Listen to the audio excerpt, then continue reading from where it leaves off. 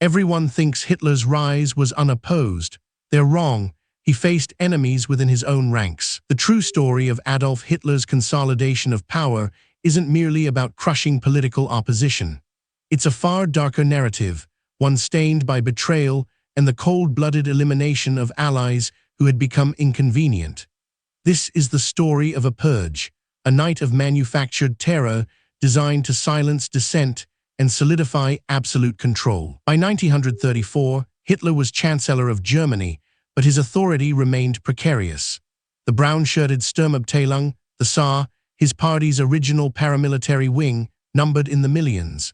Led by Ernst Röhm, a close friend and early supporter, the SA believed they were the true revolutionary force, destined to replace the traditional army. Röhm and the SA represented a threat on multiple fronts.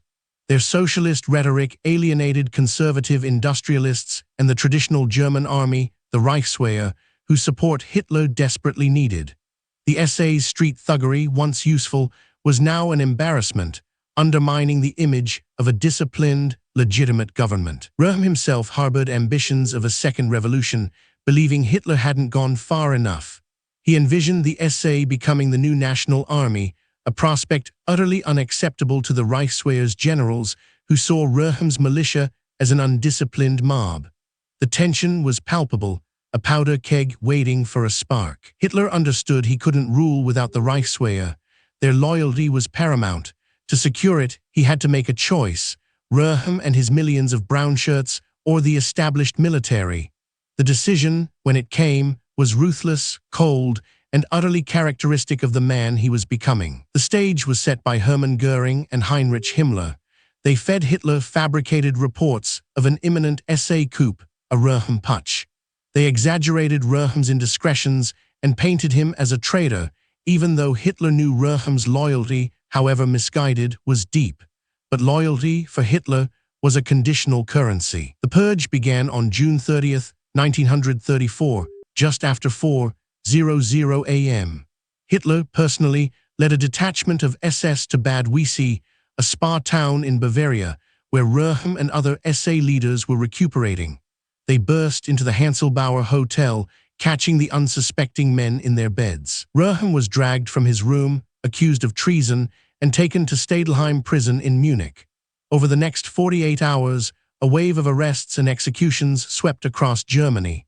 The SS, now Hitler's favored instrument, unleashed a brutal campaign, targeting not just SA leaders, but anyone deemed a threat. Among the victims were old enemies, like former Chancellor Kurt von Schleicher and his wife. Gustav von Kahr, who had suppressed Hitler's beer hall putsch a decade earlier, was also murdered. Even some conservatives, who had helped Hitler rise, found themselves on the list, demonstrating the true breadth of Hitler's paranoia. The executions were swift, often without trial, carried out by SS and Gestapo units. In Munich, a firing squad executed 6 SA leaders in the courtyard of Stadelheim. The sheer scale and speed of the killings shocked even those who thought they understood the brutality of the regime. Ernst Röhm was offered a chance to commit suicide.